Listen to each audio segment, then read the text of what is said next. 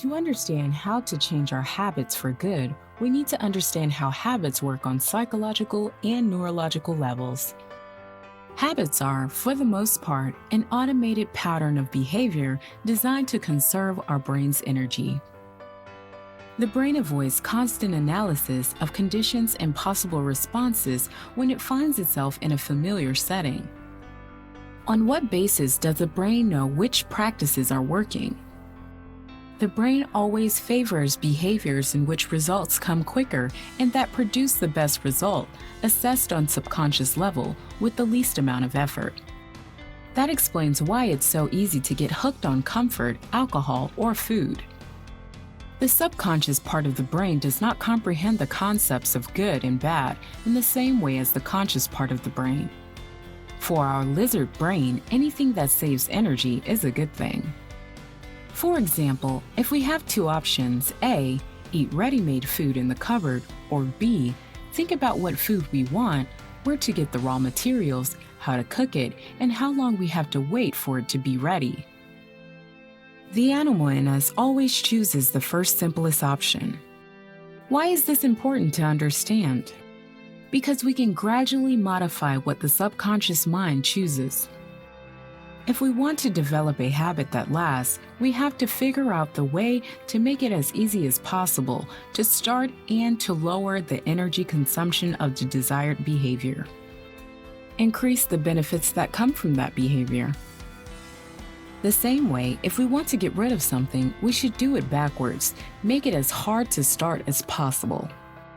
Lessen the benefits we get from that habit. There are 4 important points in the psychology of habits that we are able to influence. If all 4 are used, it is possible to change almost any habit. Stimulus. What I see, hear, perceive, smell, feel. For example, the smell of food. Desire. The craving for that thing. For example, hunger. Action.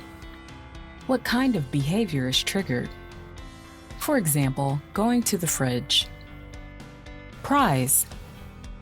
How you feel after the act. For example, guilt or full satisfaction. When we know and have identified those 4 points for the habit we want to change, we have to make an action plan for every point. How? Circumstances and routines must be changed so that the desired way is obvious. A lot and easy stimuli in the right places at the right times, like a water bottle on your desk. Attractive. A stimuli that triggers the strongest possible desire. For example, a good-tasting beverage. Easy. The habit is as easy to perform as possible. For example, reaching out and drinking from a water bottle on your work table instead of walking into a break room and taking water from a tap in a glass. Rewarding. The psychological or physiological benefit should be as great as possible. For example, a refreshed and energetic feeling of being well hydrated. In the same way with unwanted habits, as few stimuli as possible. For example, keeping a pack of cigarettes hidden from view at all times. As unattractive as possible. For example, the lowest quality or worst tasting tobacco possible. As difficult as possible.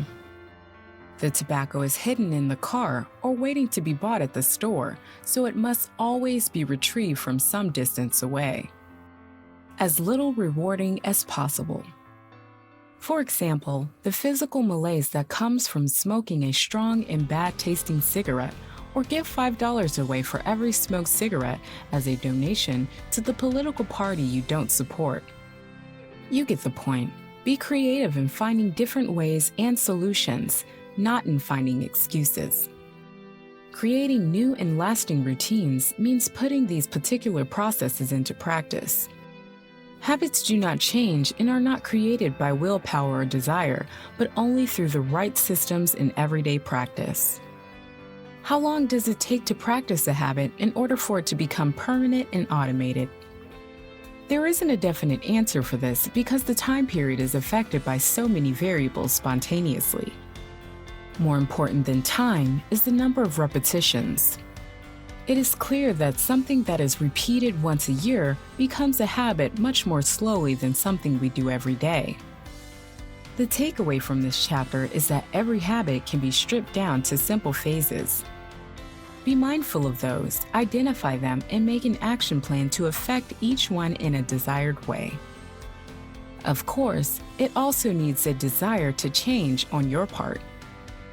But just like every skill, you'll get better at it the more you practice. Just like one will get better in finding excuses why he or she can't ever change a habit up to a point that it actually becomes an impossibility in one's mind.